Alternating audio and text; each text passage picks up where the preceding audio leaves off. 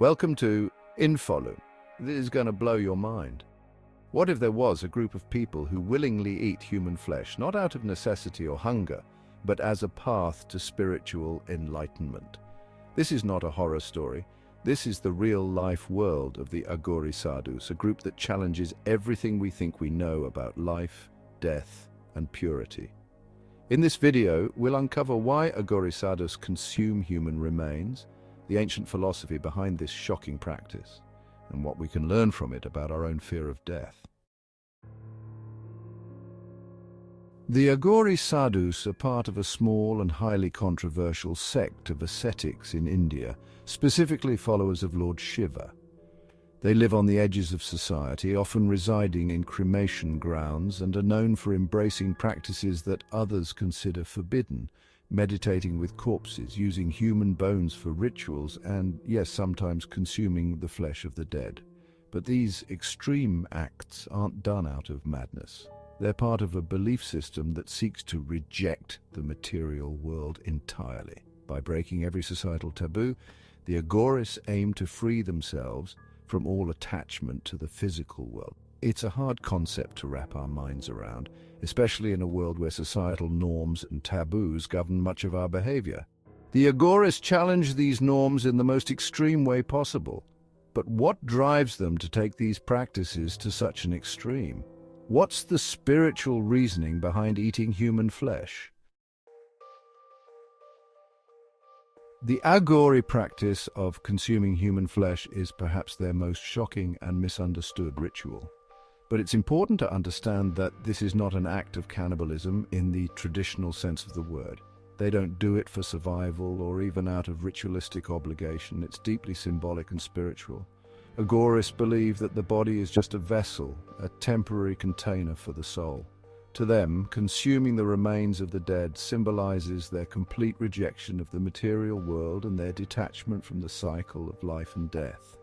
By eating human flesh, they remind themselves that the body is temporary, but the soul is eternal and unchanging. It's a bold, spiritual statement, one that forces them to confront death head-on and transcend their fear of it. This practice forces them and us to question our own relationship with death and mortality. For most of us, death is something to fear, to avoid at all costs, a taboo subject. But for Aghoris, it's just another step in the spiritual journey, a transition rather than an end. Next, we'll explore the ancient philosophical and historical roots that give birth to such a radical and profound worldview. The Aghori practices have deep roots in Indian spirituality, particularly in the ancient tradition of Tantra. Tantra is not just about rituals, it's a profound philosophy that teaches that everything in the universe, no matter how taboo, is interconnected and sacred.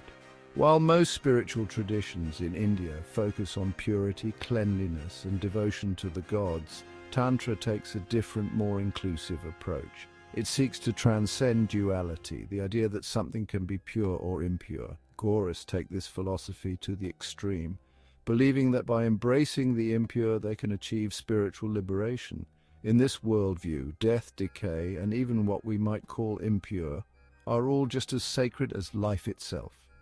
The Aghoris embody this philosophy by confronting the very things that society fears the most: death, dirt, and the body's decay. For them, the human body is no different than any other object. It decays, it returns to the earth, and the soul moves on. Their practices, while shocking to us, are simply part of a path toward enlightenment, free from attachment to life or fear of death. But how do the Aghoris cope with the psychological and emotional toll of these extreme practices?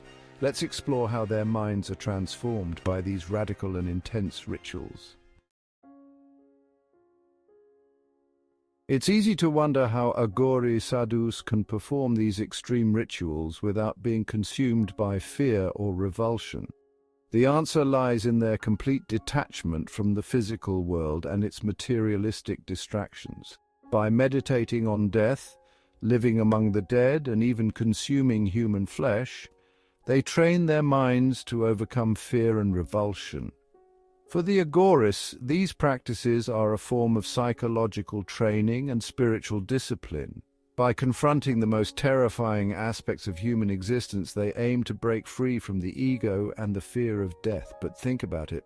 How often do we avoid thinking about death? How much do we go out of our way to distance ourselves from it?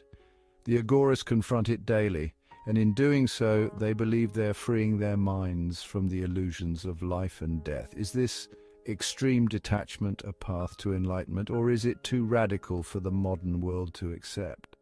It's a question worth considering deeply. Next, we'll explore how Aghoris exist in the modern world and what their practices mean in today's society. Even in the modern world, where science and technology shape much of our understanding, the Aghoris continue their ancient practices. In places like Varanasi, where death is a constant presence, Aghoris live on the fringes, maintaining their rituals despite the changing world around them. Throughout this video, we've explored the mysterious and often misunderstood world of the Aghori Sadhus. From their unique rituals to their quest for enlightenment, the Aghoris challenge our perceptions of spirituality and life itself. If you found this journey into the world of the Aghoris fascinating, don't forget to like, share, and subscribe for more intriguing content. Thank you for watching.